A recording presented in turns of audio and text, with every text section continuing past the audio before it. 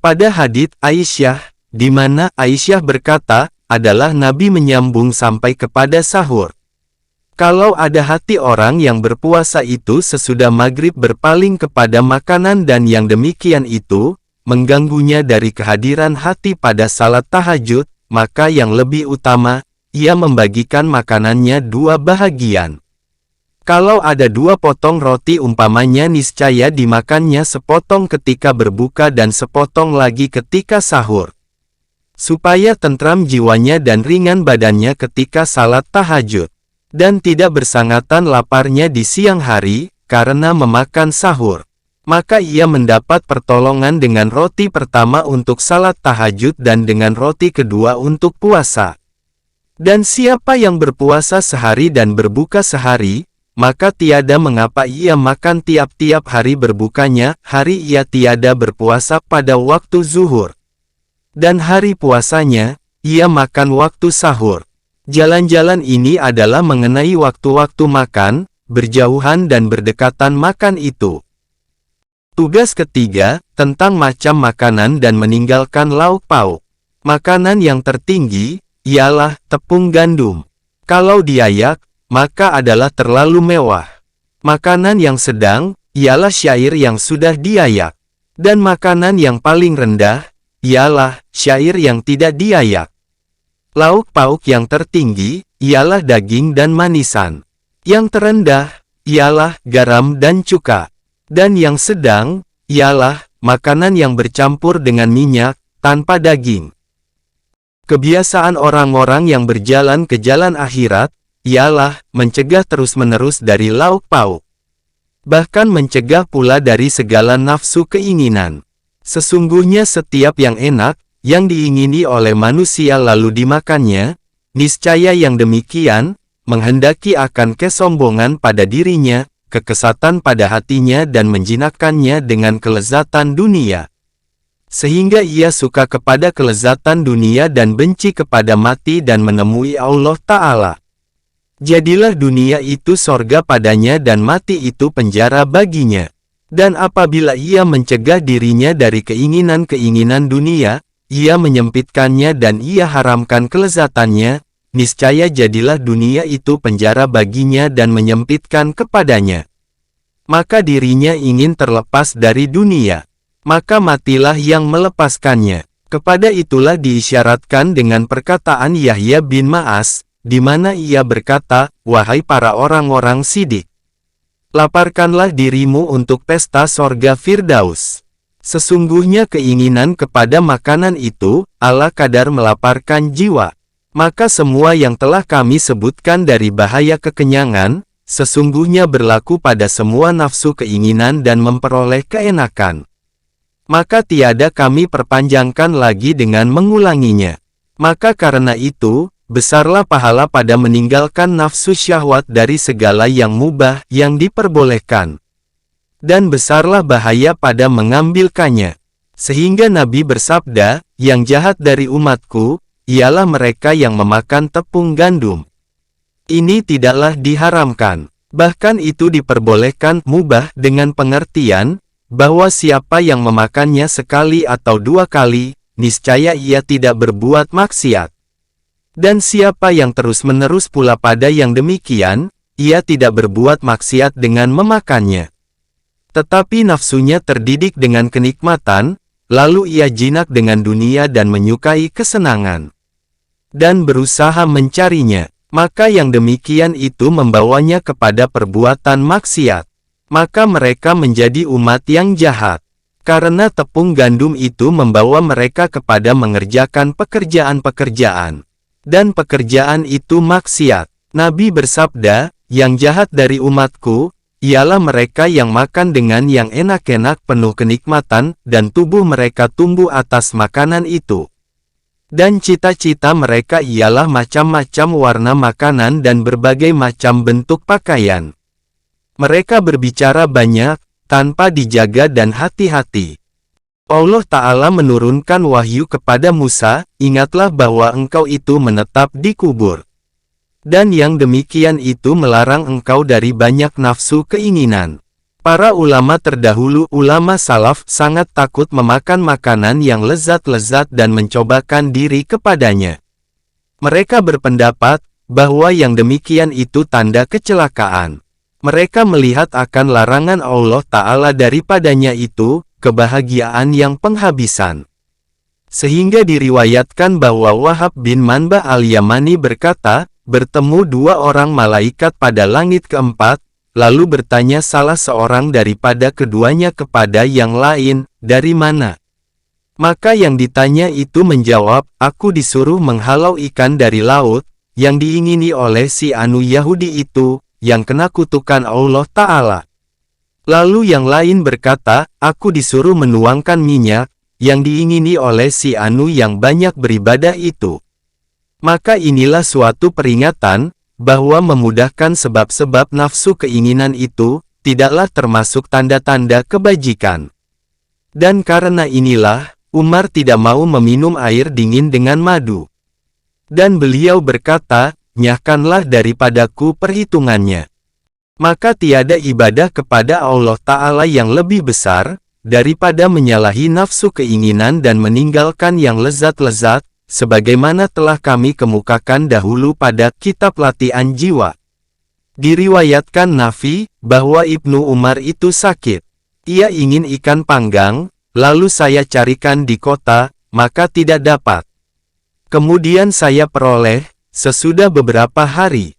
Lalu saya belikan dengan harga 1,5 dirham. Lalu saya goreng dan saya bawakan kepadanya atas roti. Maka berdiri di pintu seorang peminta-minta. Lalu berkata Ibnu Umar kepada budaknya Nafi, bungkuskanlah ikan itu dengan rotinya dan berikanlah kepada peminta itu. Lalu menjawab budak Nafi, kiranya Allah membaikkan engkau. Engkau ingin akan ikan itu semenjak beberapa hari yang lalu, tetapi kami tiada mendapatinya.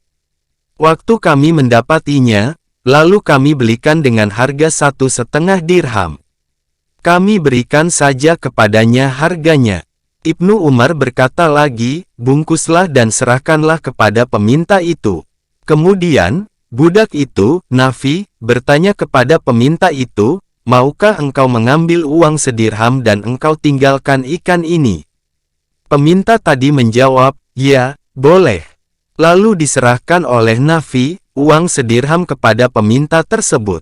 Dan ikan itu diambilnya. Dan dibawanya, seraya diletakkannya di hadapan Ibnu Umar. Dan ia berkata, sudah aku berikan kepada peminta itu uang sedirham dan ikan aku ambil kembali. Maka Ibnu Umar menjawab, bungkuslah ikan itu dan serahkanlah kepada peminta itu. Dan uang yang 1 dirham itu, jangan engkau ambil daripadanya.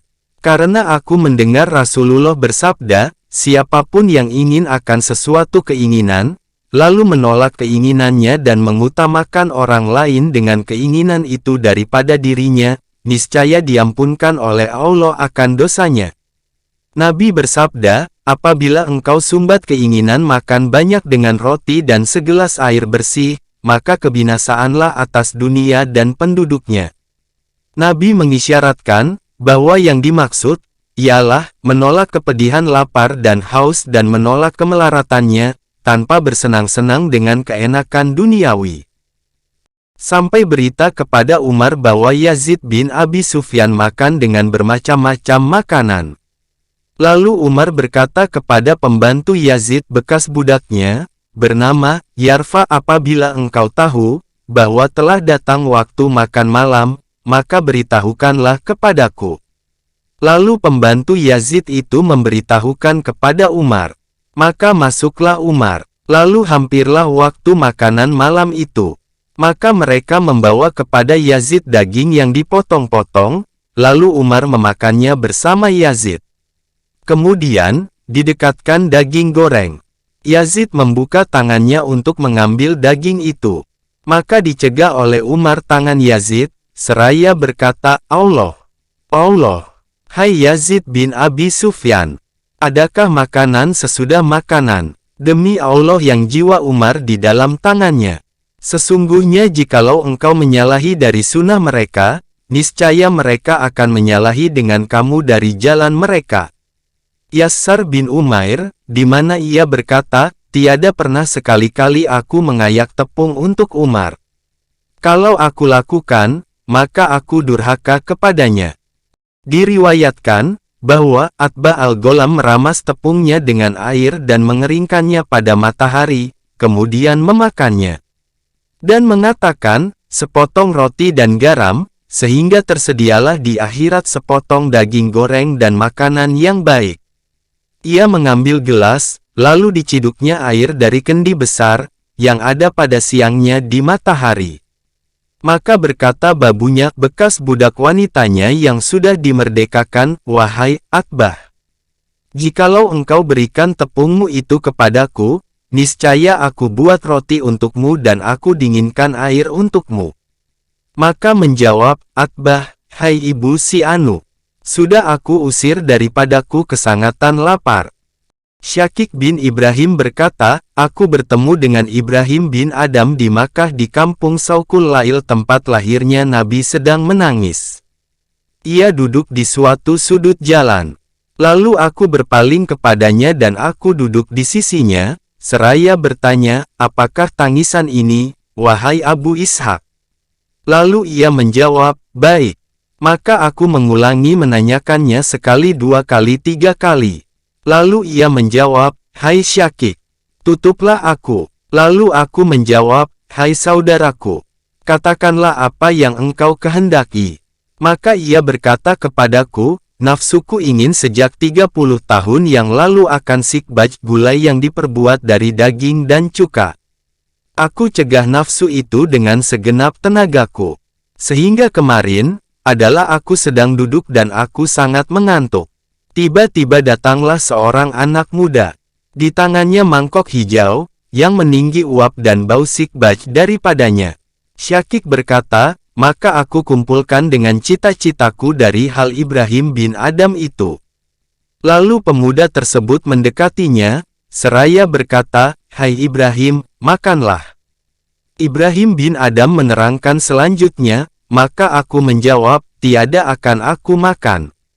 Aku sudah meninggalkannya karena Allah, Azza wa Jalla. Lalu pemuda itu mengatakan kepadaku, sesungguhnya engkau telah diberi makan oleh Allah, maka makanlah. Maka tiada lagi bagiku jawaban, selain aku lalu menangis.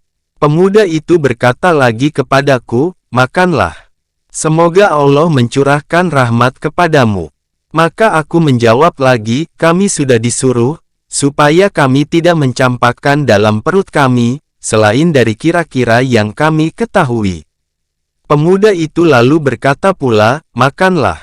Kiranya engkau diberi sehat dan afiat oleh Allah.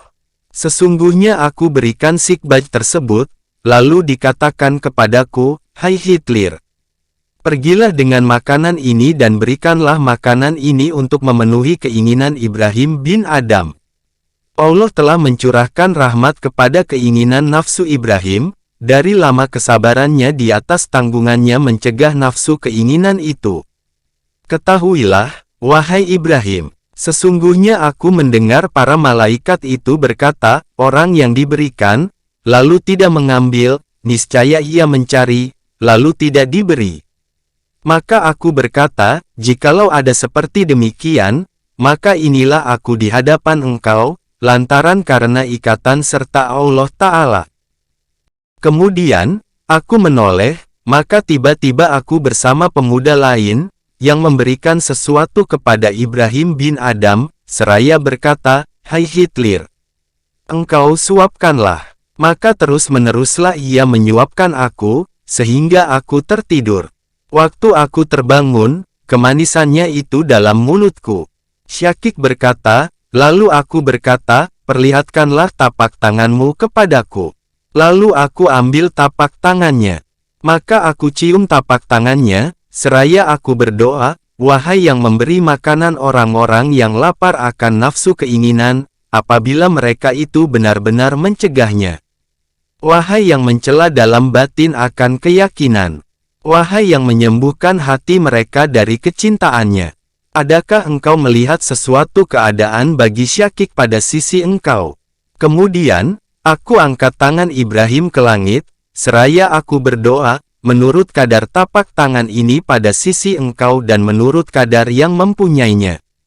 Dan dengan kemurahan yang ia peroleh daripada engkau, ia bersungguh-sungguh kepada hamba engkau yang berhajat kelimpahan, kebaikan dan rahmat engkau, walaupun ia tidak berhak yang demikian. Syakik lalu menyambung, maka bangunlah Ibrahim dan berjalan, sehingga kami mendapati Baitullah Ka'bah.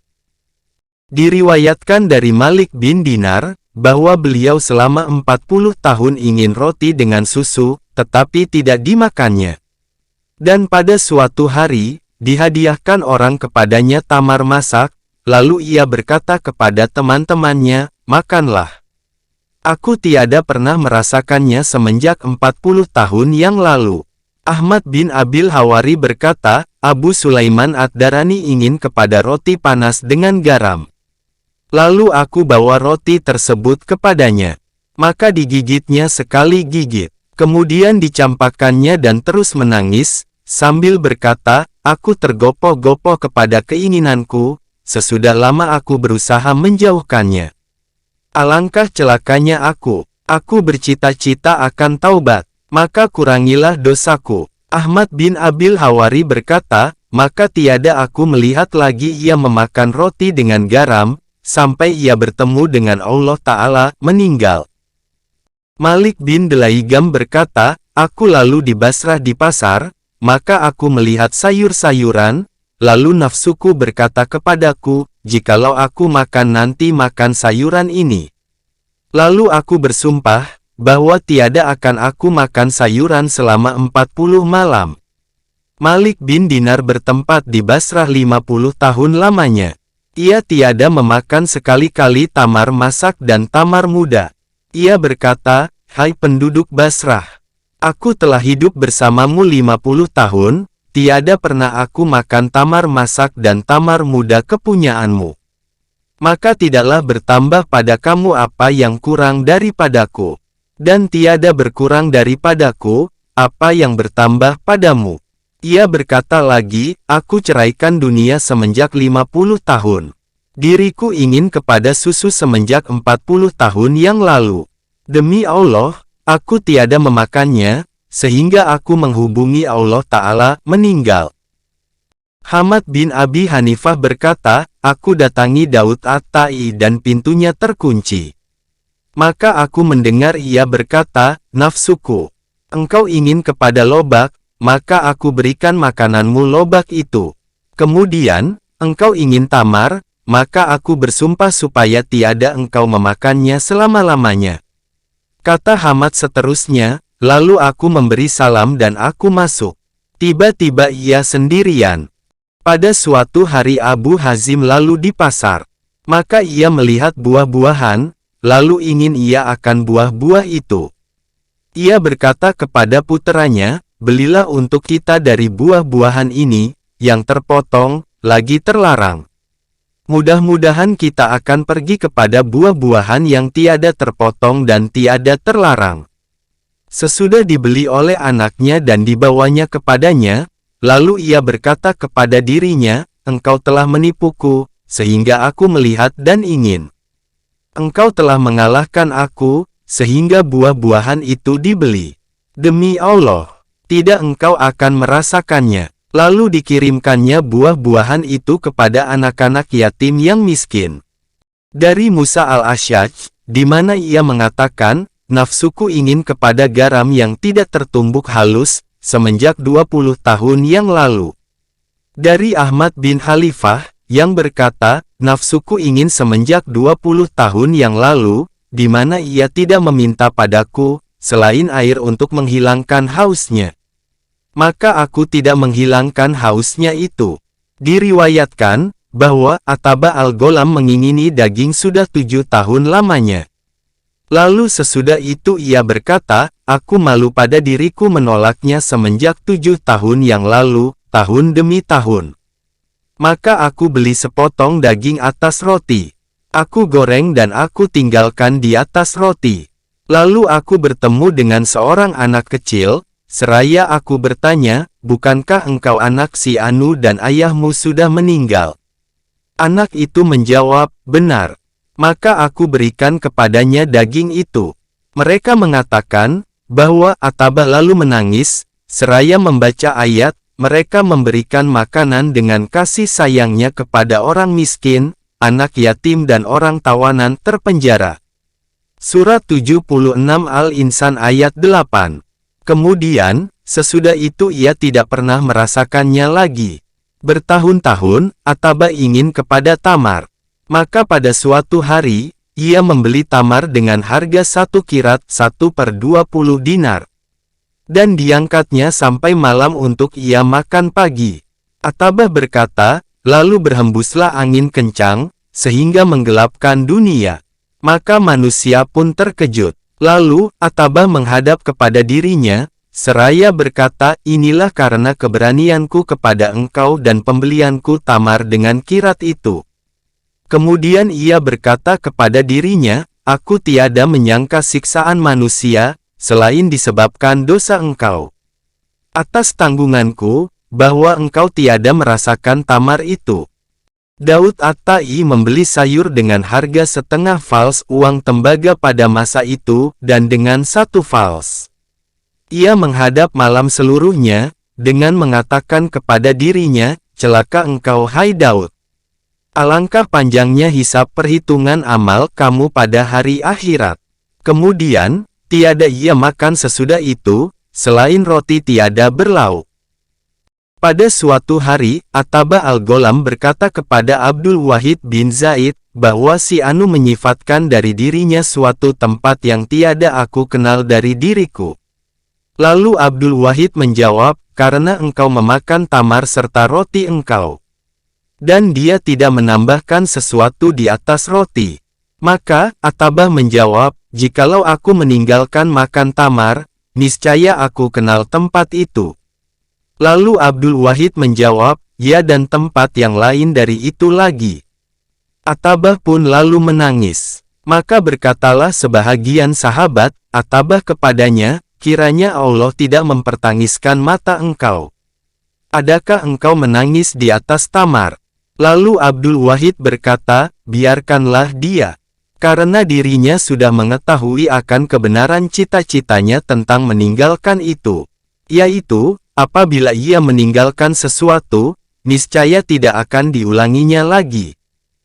Ja'far bin Nasar berkata, aku disuruh oleh Junaid membeli untuknya buah tin al-waziri, nama semacam buah-buahan. Sesudah aku beli, lalu diambilnya sebuah ketika makan pagi. Diletakkannya dalam mulutnya, kemudian dicampakkannya dan terus ia menangis. Kemudian ia berkata, bawalah. Lalu aku bertanya kepadanya tentang yang demikian. Maka ia menjawab, dipanggil aku oleh pemanggil dengan kata-kata, apakah engkau tidak malu? Telah engkau tinggalkan dari karenaku, kemudian engkau kembali lagi kepadanya. Saleh Al-Mari berkata, aku berkata kepada Atta As-Salmi, sesungguhnya aku dengan rasa berat membuat sesuatu untukmu. Maka janganlah engkau tolak demi kehormatanku. Lalu, Atta menjawab, buatlah apa yang engkau kehendaki. Saleh menerangkan seterusnya, lalu aku bawa kepadanya bersama puteraku, minuman dari tepung yang sudah aku ramas dengan minyak samin dan air madu. Aku katakan kepadanya, silakan. Sehingga diminumnya. Pada keesokan harinya, aku buat lagi seperti itu. Tetapi ditolaknya dan tidak diminumnya. Lalu aku maki dan mencacinya di atas sikapnya yang demikian. Dan aku mengatakan, Subhanallah, engkau tolak aku atas kehormatanku. Demi ia melihat perasaanku disebabkan yang demikian, lalu ia menjawab, jangan menyakitkan engkau oleh sikapku ini. Sesungguhnya aku sudah meminumnya pada kali pertama, dan aku mencoba diriku pada kali kedua untuk meminumnya. Lalu aku tidak sanggup yang demikian. Tiap kali aku bermaksud demikian, lalu aku teringat akan firman Allah Ta'ala, dihirupnya sedikit dan hampir tidak dapat diteguknya dan kematian datang kepadanya dari segala penjuru, tetapi dia tidak mati dan di belakangnya siksaan yang keras. Surat 14 Ibrahim ayat 17. Saleh berkata, lalu aku menangis dan aku berkata pada diriku, aku berada pada suatu lembah dan engkau berada pada lembah yang lain. As-Siri As-Sakati berkata, semenjak 30 tahun yang lalu, nafsuku meminta padaku untuk aku rendamkan daging sembelihan dalam air manis. Tetapi aku tidak memakannya. Abu Bakar Al-Jala berkata, aku kenal seorang laki-laki yang dikatakan kepadanya oleh nafsunya, aku bersabar karena engkau tidak makan 10 hari. Berikanlah kepadaku sesudah itu, suatu keinginan yang aku ingini.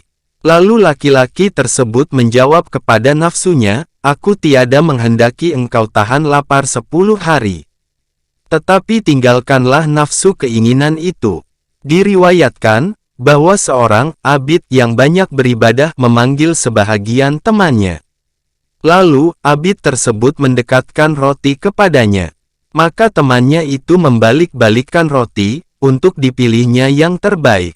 Lalu, abid itu berkata kepadanya, hai, apa yang Anda perbuat? Apakah tidak Anda ketahui, bahwa dalam roti yang tidak Anda sukai itu, terdapat demikian banyak hikmahnya? Dan telah bekerja padanya sekian banyak pembuatnya. Sehingga ia berputar dari awan yang membawa air dan air yang menyirami bumi, angin, bumi, binatang ternak dan anak Adam manusia.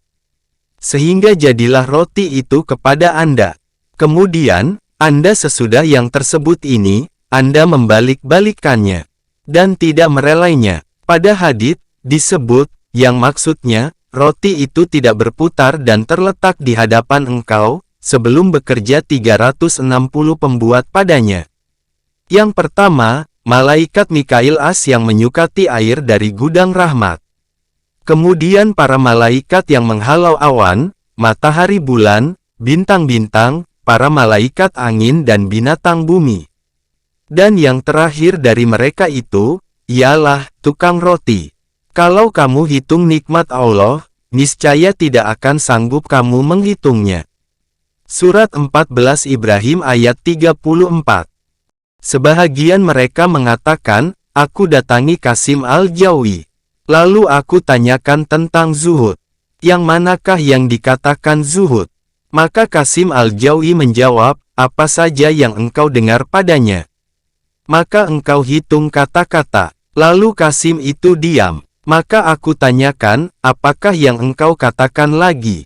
Lalu ia menjawab, ketahuilah, bahwa perut itu dunia hamba Allah. Maka sekedar yang dimilikinya dari perutnya itu, dimilikinya dari zuhud.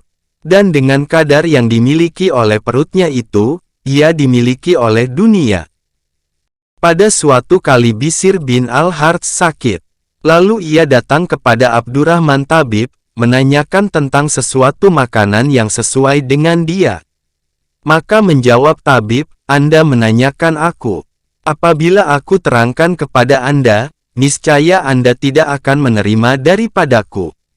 Bishr bin Al-Harts menjawab, terangkanlah kepadaku, supaya aku dengar. Tabib menjawab, Anda minum sakanjabin, terbuat dari cuka dan madu. Anda menghirup safarjal dan sesudah itu Anda makan isfizibaj. Lalu Bishr bertanya, tahukah Anda sesuatu yang lebih murah dari sakanjabin, yang dapat menggantikannya? Abdurrahman Tabib menjawab, tidak. Lalu Bishr menjawab, aku tahu. Apakah itu? Tanya tabib. Bishr menjawab, Al-Handaba dengan cuka. Kemudian, Bishr bertanya lagi, tahukah Anda sesuatu yang lebih murah dari safarjal, yang dapat menggantikannya? Tabib menjawab, tidak. Bishr menjawab, aku tahu. Apakah itu? Tanya tabib. Bishr menjawab, Al-Hurnub As-Syami. Bishr bertanya pula, tahukah Anda sesuatu yang lebih murah dari isfizibaj, yang dapat menggantikannya? Tabib menjawab, tidak. Bishr menjawab, aku tahu, yaitu air himish kacang putih dengan minyak samin sapi dan yang serupa dengan dia. Lalu Abdurrahman Tabib berkata kepada Bishr, Anda lebih tahu daripadaku, tentang ketabiban. Maka mengapakah Anda bertanya kepadaku? Dengan ini tahulah kita bahwa mereka itu, mencegah diri dari keinginan nafsu syahwat dan dari kekenyangan dengan makanan. Mereka mencegah itu karena faedah-faedah yang telah kami sebutkan. Dan pada setengah waktu, karena mereka berada dalam keadaan tidak dibersihkan oleh yang halal. Maka mereka tidak mempermudahkan untuk dirinya, selain sekedar darurat. Dan keinginan nafsu syahwat itu tidak termasuk bahagian darurat. Sehingga Abu Sulaiman pernah berkata, garam itu suatu keinginan, karena tambahan atas roti. Dan di balik roti itu nafsu keinginan. Inilah tingkat penghabisan. Orang yang tak sanggup atas yang demikian, maka seyogyanya tidak lalai tentang dirinya dan tidak terjerumus dalam keinginan nafsu syahwat. Maka cukuplah keborosan bagi manusia, bahwa ia makan setiap yang diingininya dan berbuat setiap yang menjadi hawa nafsunya. Maka seyogyanya ia tidak membiasakan memakan daging.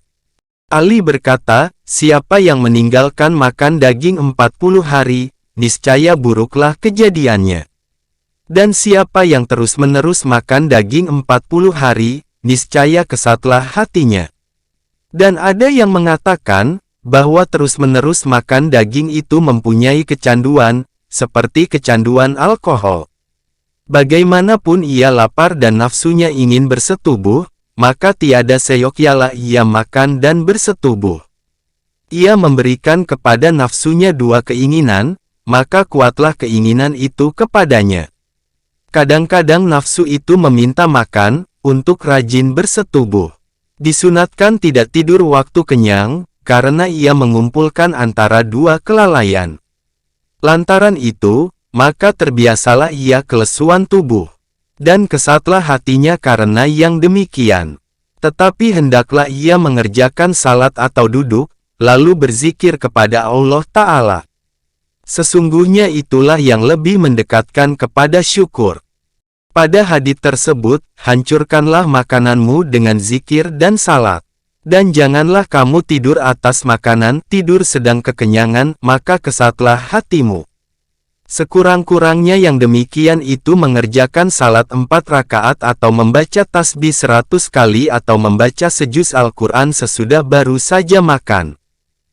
Adalah Sufyan Ats-Tsauri apabila kenyang pada malam hari, lalu ia hidupkan malam tersebut dengan ibadah. Dan apabila ia kenyang pada siang hari, niscaya disambungkannya dengan salat dan zikir. Ia mengatakan, telah kenyang budak hitam itu dan memayahkannya untuk melayani tuannya. Pada suatu kali Sufyan berkata, keledai itu kekenyangan dan menyusahkannya. Manakala mengingini sesuatu makanan dan buah-buahan yang baik, maka seyogyanya meninggalkan roti dan memakan buah-buahan itu, sebagai ganti dari roti. Supaya menjadi makanan dan tidak menjadi penyedapan semata-mata. Agar tidak terkumpul bagi nafsu antara kebiasaan dan keinginan. Sa'al memandang kepada Ibnu Salim dan dalam tangannya roti dan tamar. Lalu Sa'al berkata kepadanya, mulailah dengan tamar. Kalau terdapat kecukupan bagi engkau dengan tamar itu, maka baik sekali. Kalau tidak, ambillah roti sesudah itu sekedar keperluan engkau. Manakala diperoleh makanan halus dan kasar, maka hendaklah didahulukan makanan halus. Karena tidak akan mengingini lagi makanan kasar sesudahnya. Kalau didahulukan makanan kasar, niscaya akan makan lagi makanan halus, karena kehalusannya. Setengah mereka berkata kepada sahabat-sahabatnya, jangan engkau makan yang diingini. Kalau engkau makan, maka jangan engkau cari. Kalau engkau cari, maka jangan engkau cintai. Dan mencari sebahagian dari bermacam-macam roti itu nafsu keinginan namanya. Abdullah bin Umar berkata, tiada buah-buahan yang datang kepada kami dari Irak yang paling kami sukai, selain dari roti. Ia memandang roti itu sebagai buah-buahan.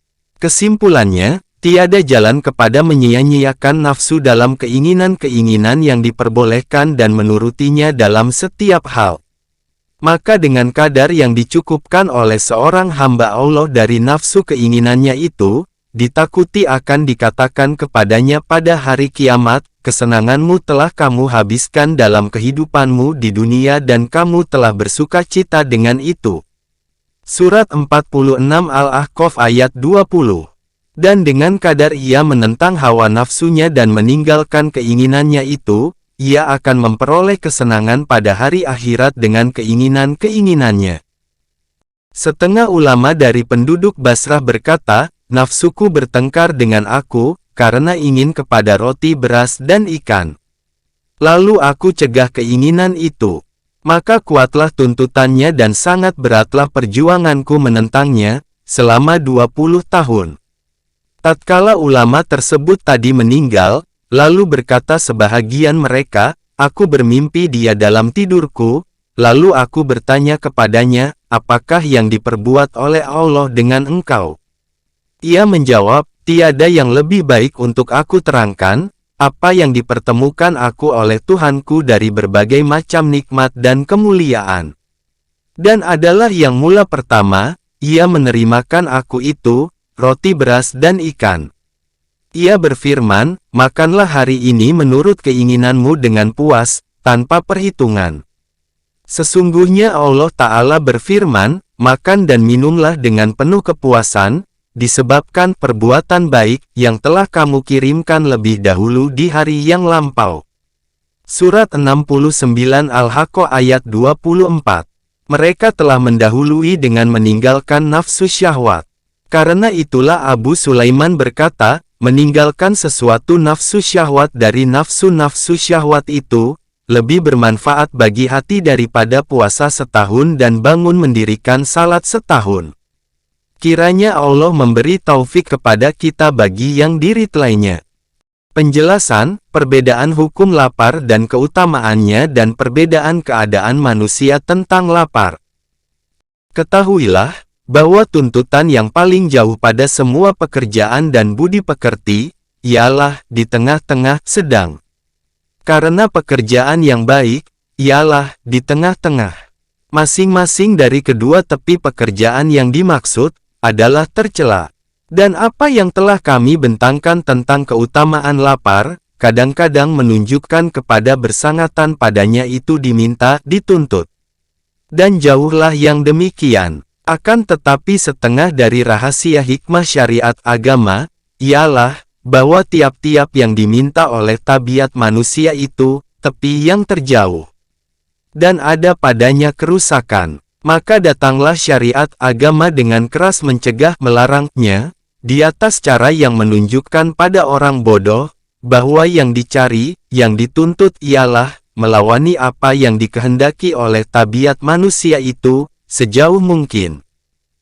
Dan orang yang berilmu mengetahui, bahwa yang dimaksud, ialah di tengah-tengah. Karena tabiat manusia apabila menuntut sangat kenyang, maka agama seyokialah memuji sangat lapar. Sehingga tabiat manusia itu adalah penggerak dan agama itu pencegah. Lalu keduanya berlawanan, dan berhasil, yang sedang di tengah-tengah. Karena orang yang sanggup secara keseluruhan mencegah keinginan tabiatnya itu, amat jauh dari kenyataan. Maka ia tahu, bahwa ia tidak berkesudahan kepada penghabisan. Karena jikalau ada orang yang berlebih-lebihan melawan tabiatnya, niscaya pada agama juga ada yang menunjukkan atas buruknya yang demikian, sebagaimana agama bersangatan memuji bangun malam hari untuk salat dan puasa siang hari. Kemudian, ketika diketahui oleh Nabi tentang keadaan sebahagian mereka, sahabatnya, berpuasa sepanjang waktu dan bangun malam seluruhnya, lalu beliau melarang yang demikian. Apabila Anda telah mengetahui ini, maka ketahuilah, bahwa yang lebih utama afdal dengan mendasarkan kepada sifat tabiat manusia yang sedang itu, bahwa, makan kira-kira tidak merasa berat perut dan tidak merasa dengan pedih lapar. Tetapi ia lupa kepada perutnya, lalu tidak sekali-kali membekas lapar padanya. Sesungguhnya yang dimaksud dari makan itu, kekekalan hidup, kekuatan ibadah. Dan berat perut itu mencegah ibadah. Dan pedih lapar juga membimbangkan hati dan mencegah dari ibadah. Maka yang dimaksud itu, bahwa makan dengan makan yang tidak meninggalkan bekas bagi yang dimakan. Supaya adalah ia menyerupai dengan malaikat. Dan para malaikat itu sesungguhnya kudus suci dari beratnya makanan dan pedihnya lapar. Dan maksud manusia itu mengikuti para malaikat. Apabila tidak ada bagi manusia, dari kenyang dan lapar, maka keadaan yang terjauh dari dua tepi itu, ialah di tengah-tengah. Yaitu, sedang itidal. Tuntutan manusia buat jauh dari tepi-tepi yang berhadapan ini dengan kembali kepada, di tengah-tengah, adalah seperti semut yang dicampakkan di tengah-tengah lingkaran yang dipanaskan atas api, yang dicampakkan di atas lantai.